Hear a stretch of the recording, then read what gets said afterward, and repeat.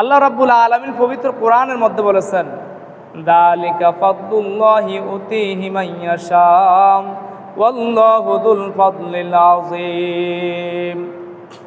এই রোজাটা হচ্ছে আল্লাহ পাক রাব্বুল আলামিনের একটা বিশেষ অনুগ্রহ। আল্লাহ রাব্বুল আলামিনের বিশেষ অনুগ্রহ।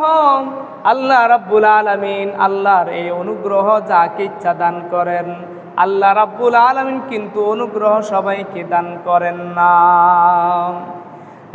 আর আল্লাহু যুল ফাদলিল আযীম, এটা আল্লাহ রাব্বুল আলামিনের অনুগ্রহ। তিনি যাকে ইচ্ছা তার এই বিরাট অনুগ্রহ বিতরণ করেন। তাহলে বুঝতে হবে সমাজের মধ্যে অনেক মানুষ আছে রোজাদার, যারা রোজাদার এবং রোজার পূর্ণ হক আদায় করে চলে, রোজার আদব রক্ষা করে চলে, মাহে রমজানের আদব রক্ষা করে চলে, বুঝতে হবে তাদের উপরে আল্লাহ রাব্বুল আলামিনের যে অনুগ্রহ, আল্লাহ তাদের মধ্যেই আল্লাহর অনুগ্রহটা বিতরণ করেছেন।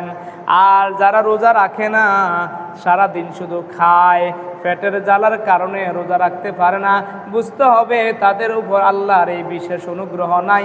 আল্লাহ তাদেরকে এই বিশেষ অনুগ্রহ তাদের মাঝে বিতরণ করেন না।